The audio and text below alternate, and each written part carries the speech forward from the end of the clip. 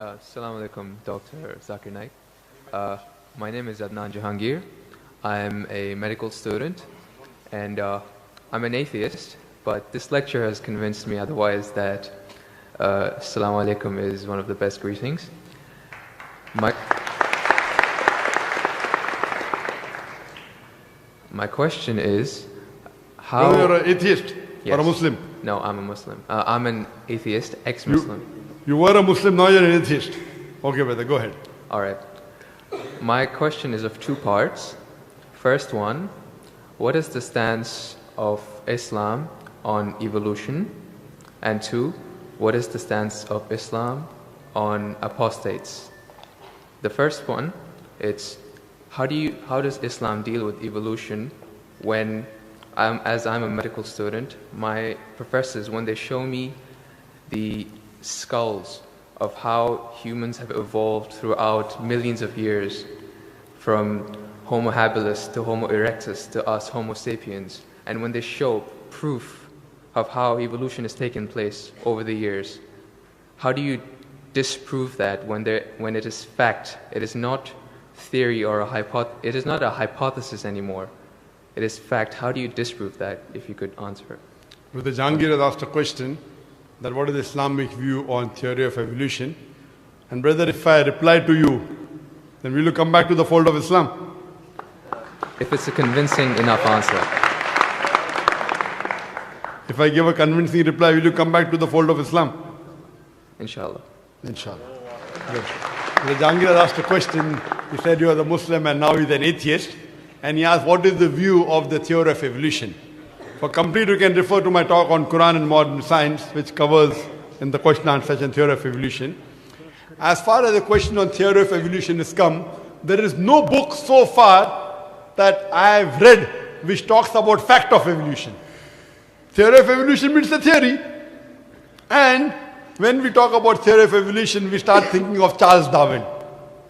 He wrote a book called The Origin of Species. And in that book, he says that he went on a ship by the name of HMS Beagle, and he went on an island by the name of Calotropis, and there he saw birds pecking in niches. Now, depending upon the niches, the holes they pecked, the beak became short and long. Based on this observation, he propounded his theory of evolution. He propounded his natural selection. And Charles Darwin, he wrote a letter to his friend Thomas Thompson in the 19th century. And he said that I do not have proof as far as my theory of evolution is concerned. There are missing links. But because it helps me in rudimentary organ, it helps me in classification, I have propounded this theory. That's the reason when we were in school, if we had to tease any of our friends, we used to call him that you are the missing link. If you were present, Darwin's theory would have been proved right, indicating that he's a monkey. We used to fool around. So there is no proof regarding Darwin's theory at all. It's a theory, it's not a fact. Now in most of the schools, they teach Darwin theory as though it's a fact because they don't have any alternative. Because of that. But no scientist at all can say for sure. Yes, there are many scientists who support Darwin's theory.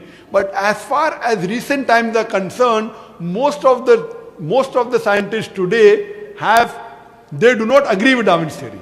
As far as you talked about the 4 waves of hominoids.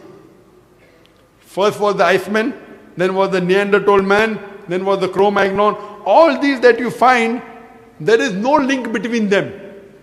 There is no link whatsoever. According to P.P. Grassi, who held the chair of the evolutionary studies in Paris Sorbonne University, he said, it is letting your imagination run too wild to assume, based on few studies on the vestiges, on the skeletons, to think that we have been created from ape. There is no link at all among all these 4. So Darwin propounded. Now many things of Darwin is correct. For example, life was created from water. That Quran also says in Surah Anbiya chapter number 21 verse number 30. The Quran says, وَجَعَلْنَا مِنَ الْمَاءِ كُلَّ شَيْءٍ أَفَلَا يُؤْمِنُونَ. We have created everything from water. Every living thing from water. Will you not then believe? So this is correct. So many things of Darwin is correct. But as a whole, everything is not true. That we have been evolved for apes, not at all. If there was evolution today, we should be having some people who are in between monkeys and human beings. You don't find that in any museum. Brother Jangir, if it's true that species have been evolving, today we should find some species at least which are in between the human beings and the men. I would request the audio technician to increase the volume a bit. The audio technician, wherever he is, can you increase the gain, please? Jazakallah. Jazakallah shukran. That will have less strain on my vocal cords.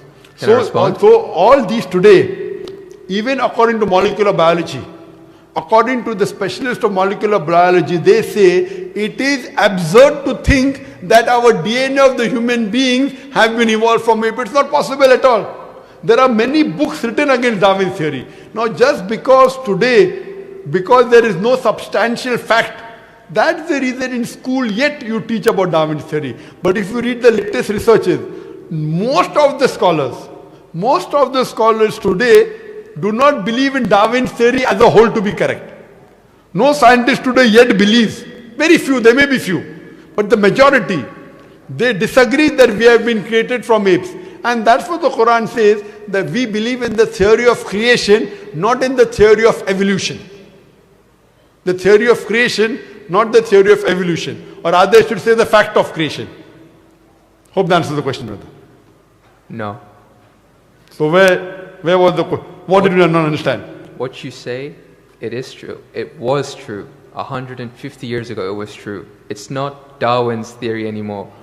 150 years of research has said that it's not once. He was just the one who started the ideology of evolution. It has gone over loads, 150 years worth of research with the latest scientific advancements, that it's not what you're saying. When my professor shows me proof, it's not just from apes, which is completely certain. When you see proof how the common cold evolves pathogen, like when it changes its own morphology just to keep up to date with today's vaccines, it's evolving its defense mechanisms against today's latest vaccine. Brother, that's let me tell you one thing. Right there. Let me tell you one thing. It's not Darwin's theory anymore. Let me tell you one thing, brother. I am a medical doctor. And there are many researches being done. If it turns out to be a fact, it has to come in the medical college. It is in the medical college. I'm taught this in university. Sorry? I'm taught evolution in university. It's not in school anymore. I'm talking about medical. University, you learn about theories and researches. Even in medical, you learn about theories and researches. Once it becomes the fact, it comes into textbooks of medicine. I don't know of any textbook of medicine in any college in the world which says that we have been evolved. It is all these are theories, and I know the research is being done. Even Darwin's theory never came in the medical textbook. And even what you're talking about, I know there are new and new researches being coming on. But none of them yet has proved it to be a fact of evolution. The statement by itself, theory of evolution, means it's a theory. So by English language itself, you don't have to be a researcher. When you say theory, it's a theory. When the theory becomes a fact, it changes. That thing changes into a fact. So by the basic you saying theory of evolution, it means it's an hypothesis. No. It is not yet a thought. It's not yet a fact. There's a difference between hypothesis and theory. A theory is something in science that has the highest honor. When something gains the word theory, it's fact. The theory, in theoretical terms, it's the theory of gravity, but we don't say it, we just say it fact. Same way, we say the fact of gravity. Sorry, what did you say? Theory of what? Gravity. If you say it in theoretical terms, but it's no theory of gravity. It's a law of gravity. I'm sorry. I'm sorry. It's the law of evolution. I'm sorry. Your knowledge of science is very weak. It is Boyle's law. It is not Boyle's theory. It is Archimedes' principles. It's not Archimedes' theory. Whatever's theory, when it becomes a fact, it changes into law. I'm sorry, your knowledge is so weak, and I wouldn't like to continue.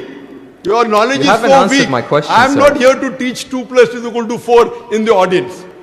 In the question answer session, you ask a question, I give the answer. If you like it, you keep it. If you don't like it, you throw it. Okay, just the thing is that if your knowledge is so weak, you're saying theory is the highest thing in science. I'm sorry, you're absurd. I'm a medical doctor. Theory is the highest thing in science. I'm very sorry, brother. I'm Jangir, brother. I'm very sorry. Theory is never the highest thing in science. If you think just because they're going to university, they're coming to fool the people here. I'm not. I'm totally sorry.